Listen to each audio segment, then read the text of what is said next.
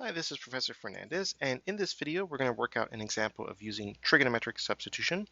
This comes from the notes from lesson 23 in this Calc 2 course. You'll find those notes on this website along with these other resources.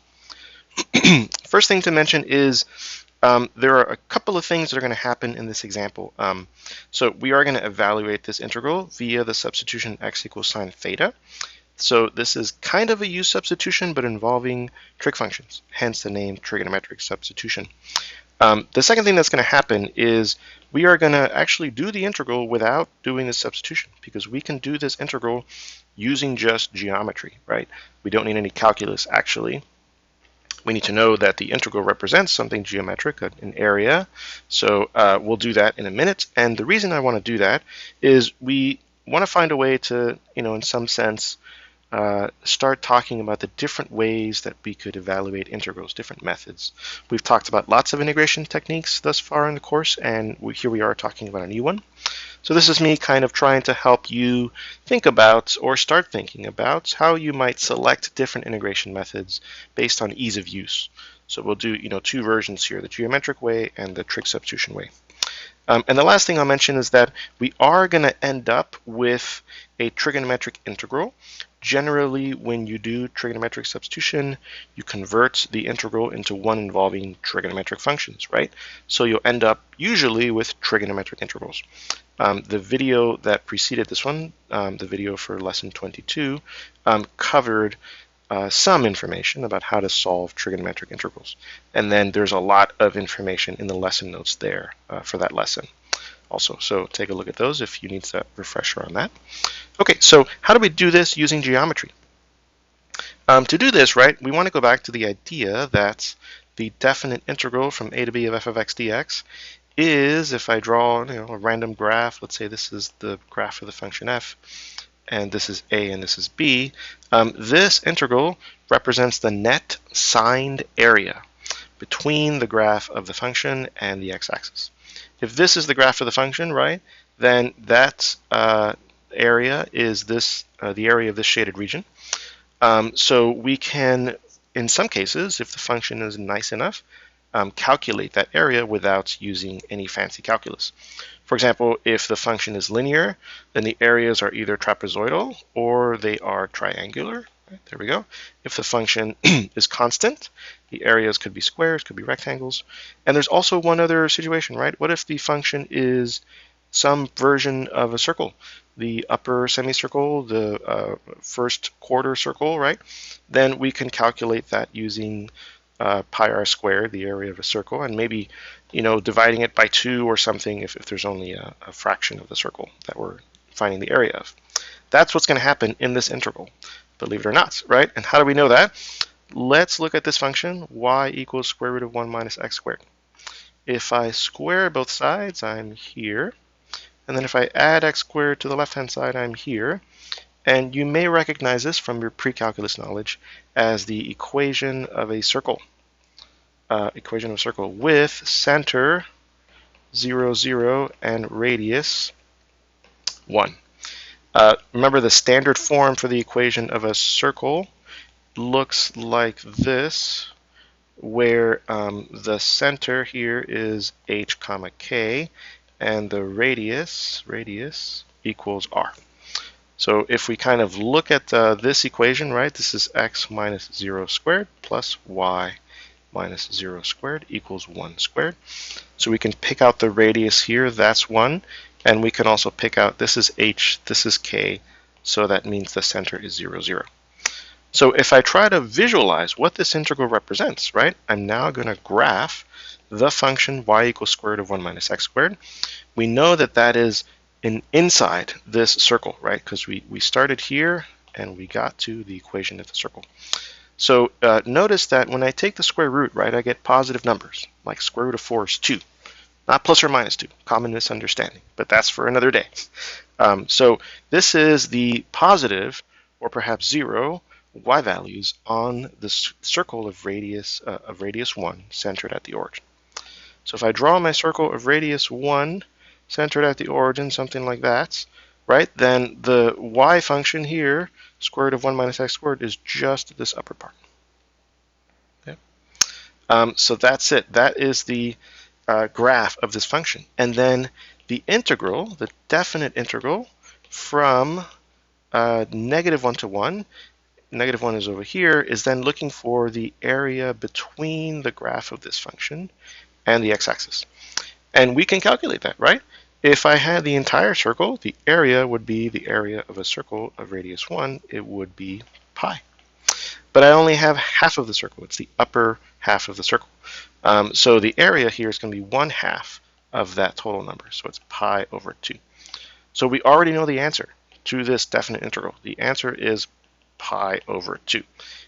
And we did that without using any calculus. I mean, we used the fact that this is, we know what this means, what it measures, and therefore we know how to correlate the fact that the upper half of the unit circle has area pi over 2. We know how to correlate that to this integral because that's what this integral is measuring. That part is calculus. But we didn't have to do any fancy integration techniques. We didn't have to actually integrate anything. So I'm going to leave it up here. We know the answer we're going to get, pi over 2. Now let me show you how to do this using trigonometric substitution. So the first thing you might ask is, why would we do this? We have the answer. And I would answer because of what I said a few minutes ago, that you want to have multiple ways to evaluate an integral and then select the way that is fastest, right? So what I just did using the geometry of this particular integrand works really well for this integral. But if I change this to 1 minus x squared to the, 3/2, then what we just did doesn't work at all. However, what we are going to do would still work. So that's one reason, right, to stick around and see how we're actually going to solve this definite integral using this other method, the trig substitution. Okay, so what is going on here with this trig substitution? First of all, like in the previous lesson and video, the lesson 22 video 22.1, there are guidelines, right? So the example already tells you to use x equals sine theta. You might be wondering, why not cosine theta? Why not tangent, secant, all the other trig functions, right? That goes back to guidelines, and those guidelines are contained in the lesson notes for this example. So you can go ahead and read through that.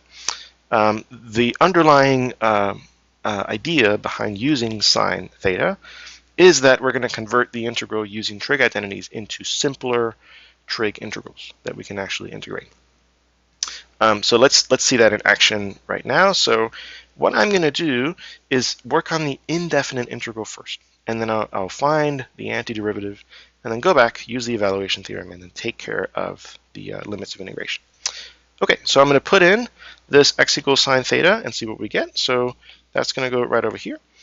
So I get square root of 1 minus sine squared theta dx. Okay, now if I just do that, you can see that I have like a mismatch here. I have some x's, I have some thetas. So the first thing to know about trig substitution is that it really does work as a u substitution, right? So you might as well think of this as u equals sine theta, except now we're not introducing a new variable u. We're using the variable that we have, in this case x, and we're substituting it with a trigonometric function of a different variable. That is to say, if x is sine theta, then the differential is derivative of sine theta, cosine theta, d theta. So now I have a way to replace dx with this other stuff, right? So I can do all of that over here. So this is integral of square root of 1 minus sine squared theta times cosine of theta d theta.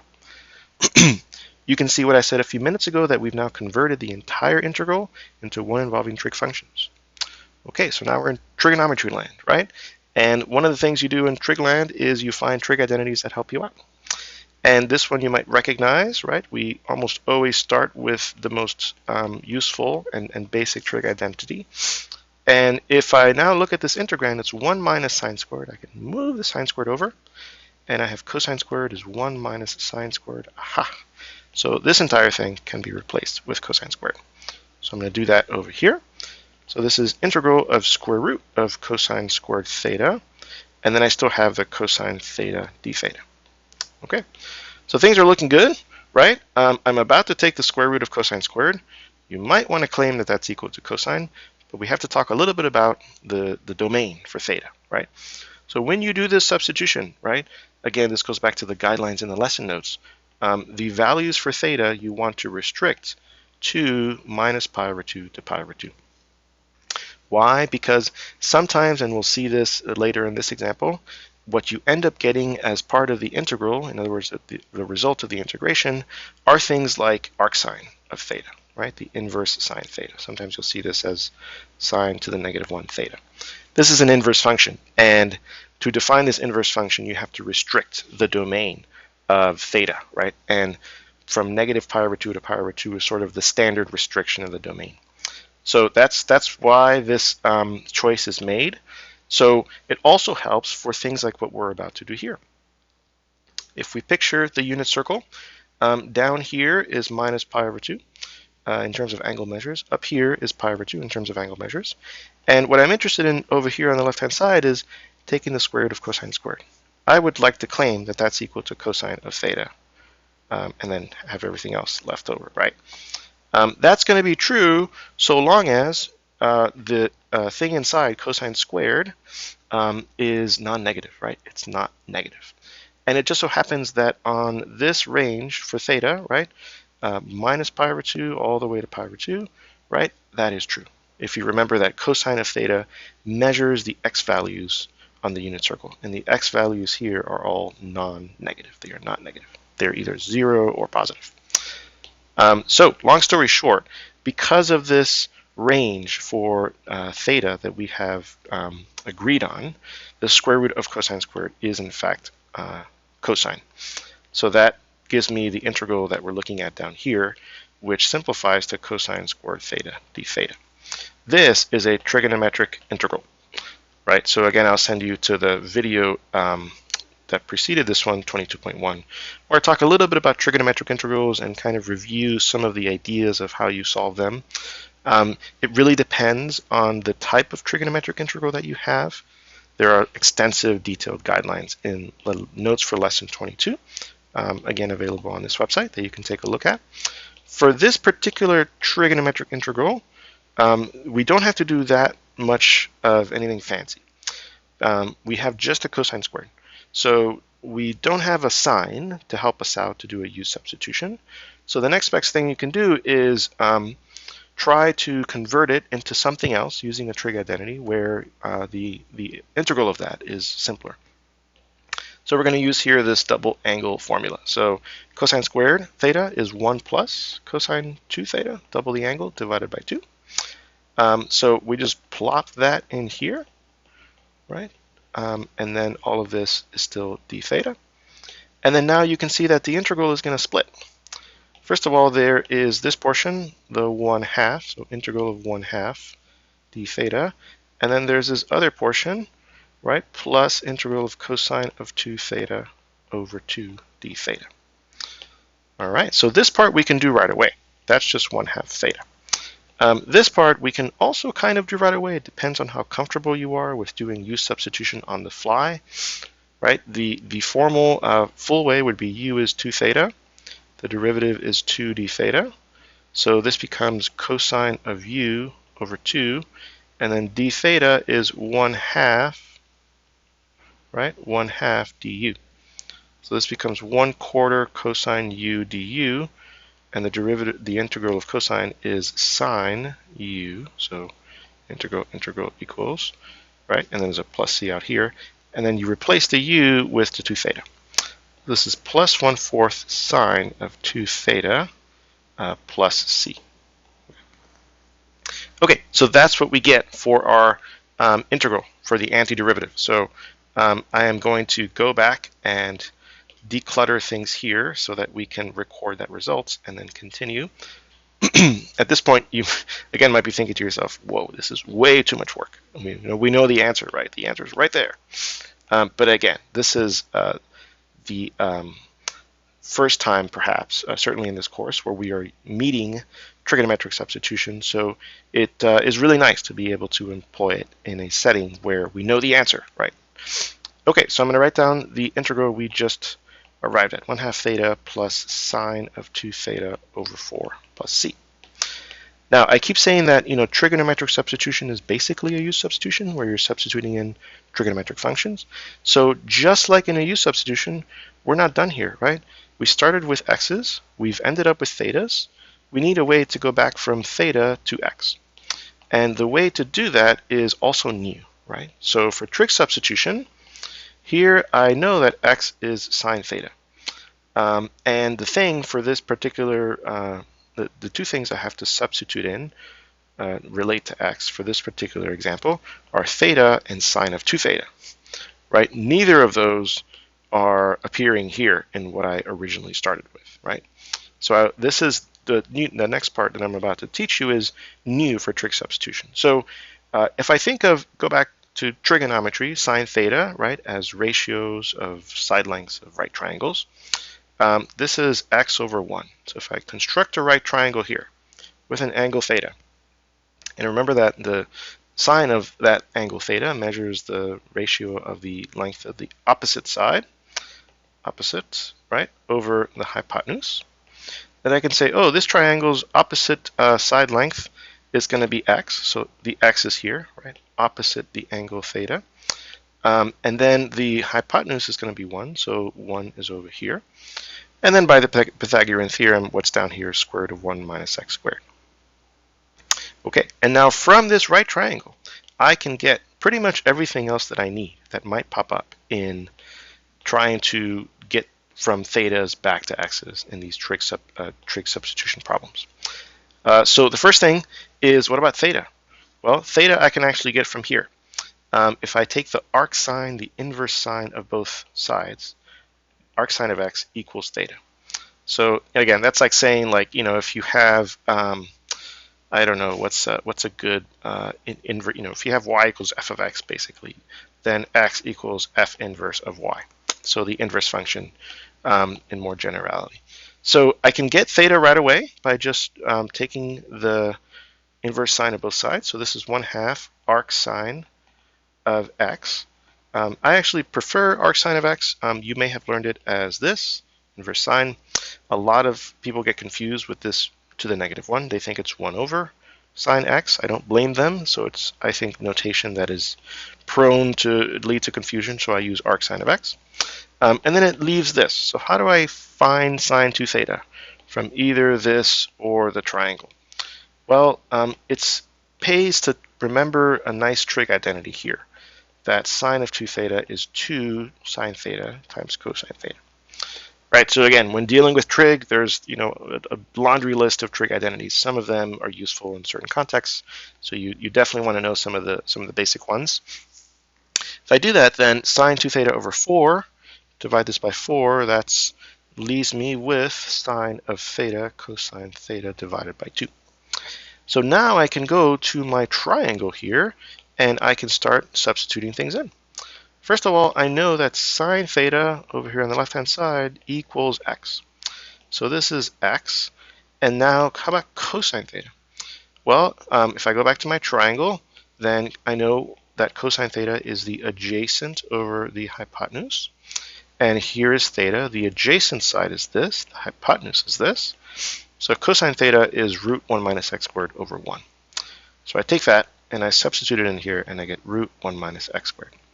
And then all of that divided by 2. Okay, so then that gets me down here to the last term to put in for the resulting antiderivative. And there we go. We have now integrated square root of 1 minus x squared. And we have done that successfully in the sense that we're left with only a function of x, right? Same variable we started off with. You could verify that if you take the derivative again of this using your Calc 1 differentiation rules, you would in fact get the antiderivative function root 1 minus x squared. Okay, so we've done a lot, and we're still not done because there's one tiny last step to do, right? This was all just the indefinite integral. This is to find the antiderivative.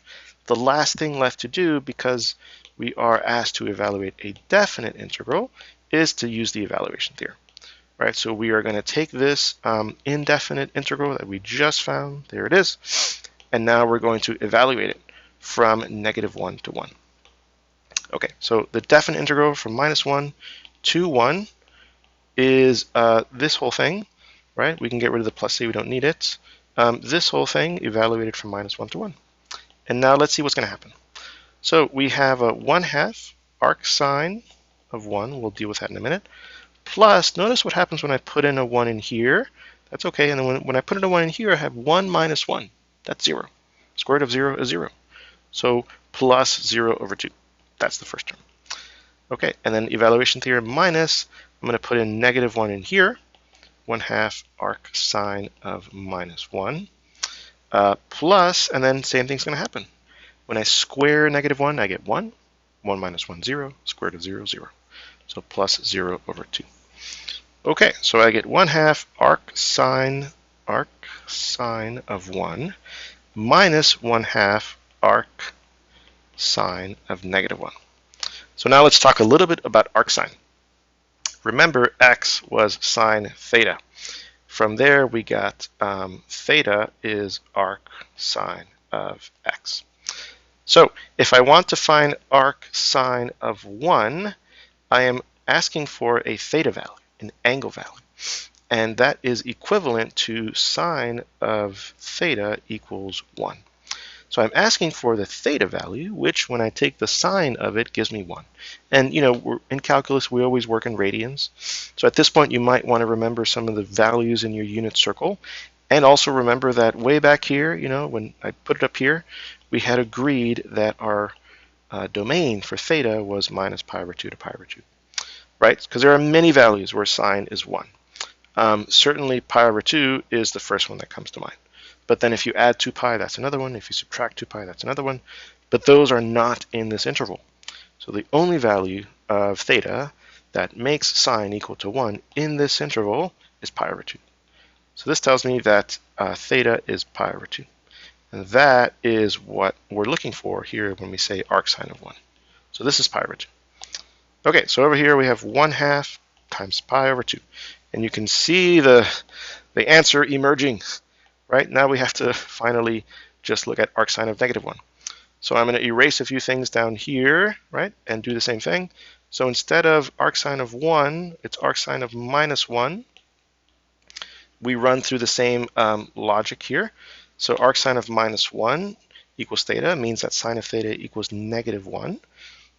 And sine of theta equals -1, right? Again, remembering unit circle, remembering the graph of sine, however you do it, is going to give you theta equals negative pi over 2. So negative pi over 2. And that's our theta value over here. So theta is minus pi over 2. That's arc sine of -1. So that goes over here. So minus 1/2 times negative pi over 2. So I get pi over 2 times 1/2 plus 1/2 times pi over 2. So I have 1/2 of this plus 1/2 of that. So I have a full of that. Okay, and that's the same pi over 2 that we got at the beginning. Okay, so we have again recovered what we knew to be the correct answer using just pre-calculus and a basic understanding of what the definite integral means. We've recovered that answer using a much more sophisticated technique.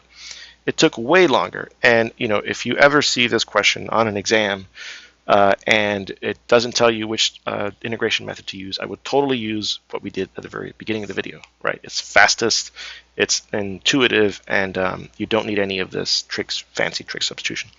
That being said, like I said earlier, you now have learned how to do this using a new technique that we can generalize, so that if this were the 3/2 or the 5/2 or the -1/2, right, we could use trig substitution to at least convert the integral into a trigonometric integral that then we have a bunch of guidelines and methods for that we talked about in the previous lesson. Great, thanks for watching.